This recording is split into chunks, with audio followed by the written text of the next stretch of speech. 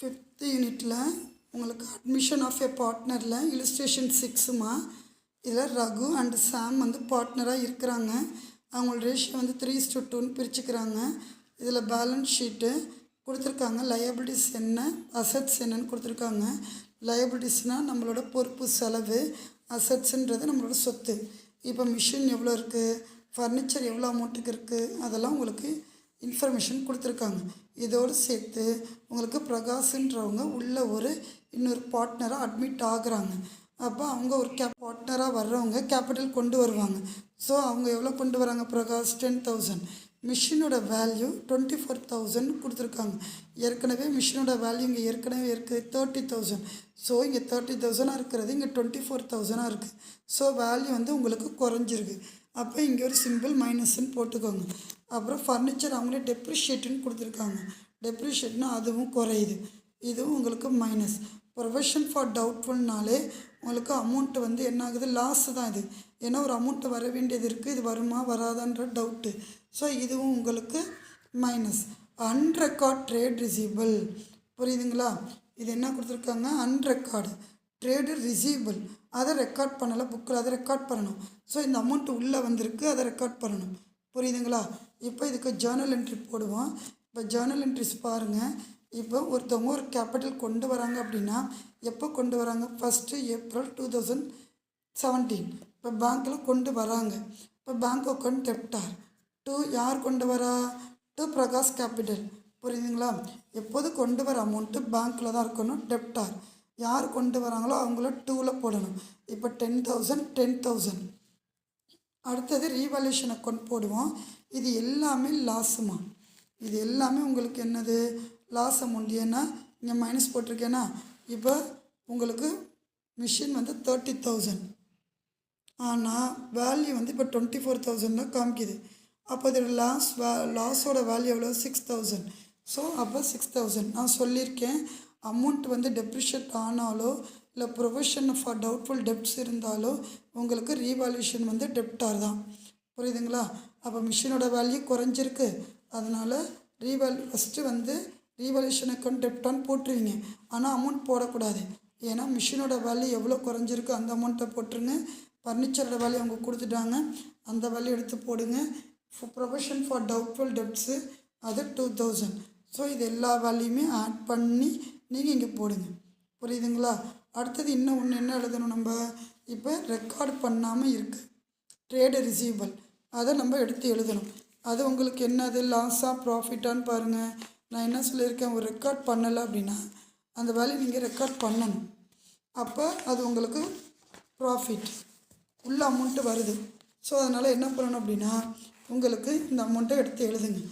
இப்போ trade receivable account டெப்டார், இங்கே டெப்டார்னு கொடுக்கல, டெப்டார். இப்போ 1000. இது 2 ரீவால்யூஷன்.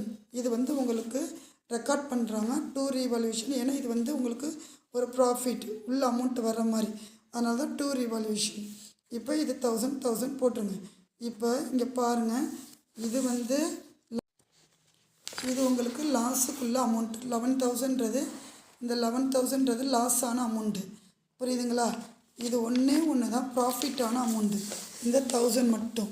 அப்போ 11,000லேருந்து இந்த 1000 மைனஸ் பண்ணுங்கள். 11,000 தானே அதிகமாக இருக்குது, அப்போ லாஸு தான். புரியுதுங்களா? இது லாஸு. உங்களுக்கு ப்ராஃபிட் அண்ட் லாஸில் சேர்க்குற லாஸ் அமௌண்ட் இருந்தால் உங்களுக்கு 2 ரீவால்யூஷன். புரியுதுங்களா? இப்போ லாஸு வந்துன்றதுனால 10,000 11,000லேருந்து அந்த 11,000லேருந்து 1000 மைனஸ் பண்ணிங்கன்னா உங்களுக்கு 10,000. இந்த 10,000 அவங்க ரேஷியோ படிப்பீங்க. அவங்க எவ்வளோ ரேஷியோவில் பிரிச்சுக்கிறாங்க 10,000. இப்போ ரகு கேபிட்டல் சாம் கேபிட்டல் எவ்வளோ பிரிச்சுக்கிறாங்க, 3:2. புரியுதுங்களா? 3:2. அப்போ 3:2னா 3 + 2 ஆட் பண்ணிக்காருங்க. பாருங்கள், 3 + 2 வந்து 5.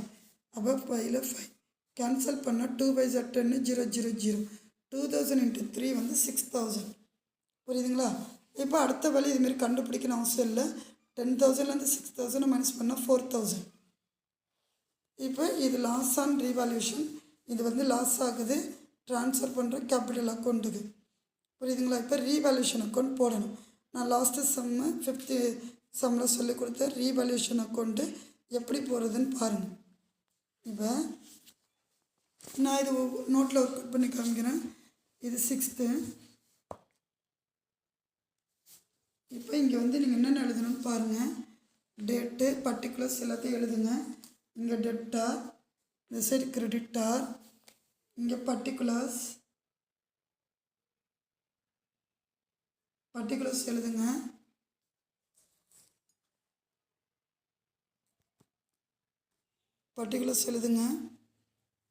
அடுத்த ருப்பீஸ் சைன் எழுதுங்க. அதேமாரி இங்கேயும் பர்டிகுலர்ஸ் எழுதுங்க. இங்கே ருப்பீஸ் சைன் எழுதுங்க. இப்போ உங்களுக்கு ரீவேல்யூஷன் அக்கௌண்ட் எப்படி எழுதுன்னு பாருங்கள். புக்ஸில் இருந்து இந்த ஜேர்னல் என்ட்ரிலேருந்து சொல்லித்தரேன். இப்போ ரீவேல்யூஷன் அக்கௌண்ட் என்ன காமிக்கிது? டெப்டார். இந்த டெப்டார் சைடு போய் உங்களுக்கு இந்த 3 டிரான்சாக்ஷனையும் எழுதணும். 2 இருக்குங்களா, இந்த 3 டிரான்சாக்ஷனையும் எந்த சைடு எழுதணும்? டெப்டார் சைடு. ஏன்? ரீவேல்யூஷன் டெப்டார் காமிக்கிது, அதனால். இப்போ நீங்கள் ரீவேல்யூஷன் அக்கௌண்ட்டு நீங்கள் எழுதல பாருங்கள். இது எழுதிக்குவோம் நம்ம. Revaluation account. இப்போ டெப்டார் சைடு இந்த 3 வேல்யூமே எழுதிக்கோங்க. டு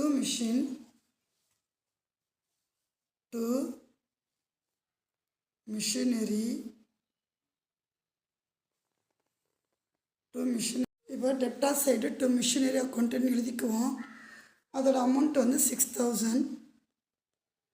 அதே மாதிரி டு ஃபர்னிச்சர்னு எழுதிக்குவோம். To furniture. அப்போ அது வந்து உங்களுக்கு 3000. அப்புறம் டு ப்ரொவிஷன் ஃபார்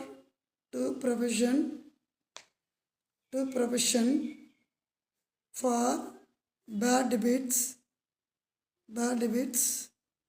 இது எல்லாமே ரீவேல்யூஷன் அக்கௌண்ட் டெப்டார் காமிக்கிறதுனால டெபிட் சைடு போடுறீங்க. அடுத்தது இங்கே ரீவேல்யூஷன் அக்கௌண்ட் என்ன காமிச்சது? உங்களுக்கு கிரெடிட் சைடு காமிக்கிது. அப்போ கிரெடிட் சைடு காமிக்கிறதுனா கிரெடிட்டில் போய் நீங்கள் எது எழுதணும்? ட்ரேடு ரிசீவபிள் எழுதணும். அப்போ ட்ரேடு ரிசீவபிள் அக்கௌண்ட் எழுதுங்க.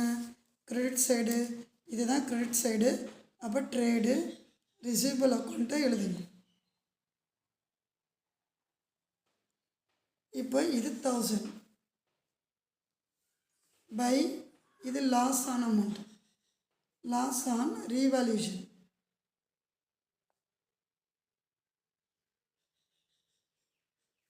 யாரோடது? ரகுவோட கேபிட்டல். லாஸ்ன்றதுனால உங்களுக்கு கிரெடிட் சைடு ரகுஸ் கேபிட்டல். அடுத்தது சாம்ஸோட கேபிட்டல், சாம்ஸ் கேபிட்டல் அக்கௌண்ட்.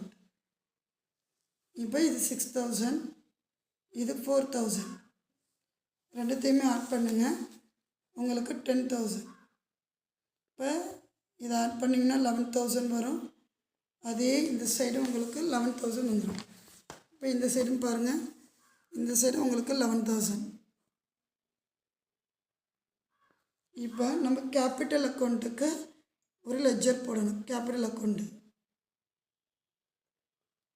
அதே மாதிரி இப்போ இங்கே டெப்டார் சைடு போடுங்க. இது டெப்டார் சைடு, புரியுதுங்களா? இது கிரெடிட் சைடு.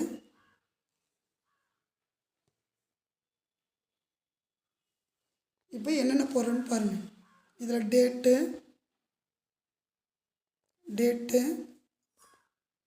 அடுத்தது பர்டிகுலர்ஸ்,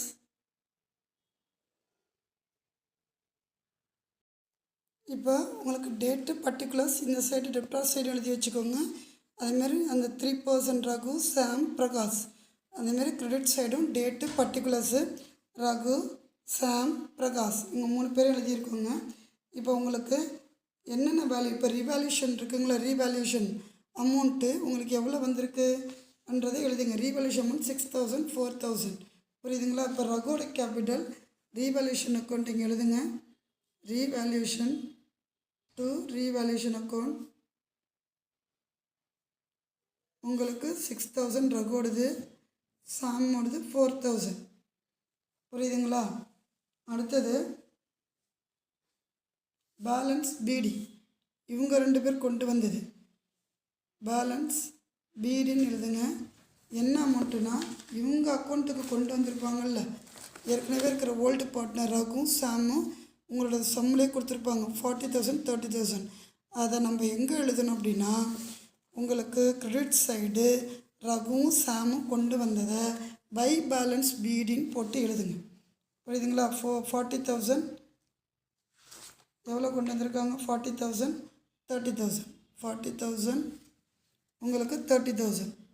இவங்க 2 பேர் கொண்டு வந்தது எழுதிக்கோங்க. அடுத்தது ஒரு உள்ள பார்ட்னர் வராரு. அவர் யார்? பிரகாஷ். அவர் கொண்டு வந்ததை பை பேங்க்குன்னு எழுதுங்க. பை பேங்க்கு அவங்க கொண்டு வந்தது 10,000. புரியுதுங்களா? இப்போ இந்த அமௌண்ட்டை நேராக ஸ்ட்ரைட்டாக போடுங்க. இந்த அமௌண்ட்டை இது 40,000, இது 30,000, இது 10,000. இந்த அமௌண்ட் அப்படியே நேராக ஸ்ட்ரைட்டாக இந்த சைடும் போடுங்க. புரியுதுங்களா? அப்படியே ஸ்ட்ரைட்டாக டெப்டார் சைடும் போடுங்க. 40,000, 30,000, 10,000. இப்போ 40,000லேருந்து 6,000 மைனஸ் பண்ணுங்கள். எவ்வளோ வரும்? 34,000. அதேமாதிரி 30,000லேருந்து 4,000 மைனஸ் பண்ணுங்கள். 26,000. இந்த 10,000 அப்படியே போட வேண்டியதான், எந்த இதுவும் மைனஸ் பண்ணுறது இல்லை. ஸோ இது 2 பேலன்ஸ் சிடி. இந்த சைடு எழுதுறீங்க டெப்டார் சைடு, அதனால் 2 பேலன்ஸ் சிடி. இது நெக்ஸ்ட் இதுக்கு எடுத்துகிட்டு வரப்போ பை பேலன்ஸ். இந்த சைடு கிரெடிட் சைடு பை, அதனால் பை பேலன்ஸ். இது சிடின்றது க்ளோசிங் டிராஃப்ட், பிடின்றது நம்ம அடுத்த நெக்ஸ்ட்டுக்கு கொண்டு வரது, அதனால் பிகினிங் டிராஃப்ட். இப்போ வந்து 34,000 எவ்வளோ வந்திருந்தது? 34,000, அப்புறம் 26,000, அப்புறம் 10,000. புரியுதுங்களாம்மா? ஓகேடாம்மா? இந்த சம் இதோட க்ளோஸ் ஆகுது.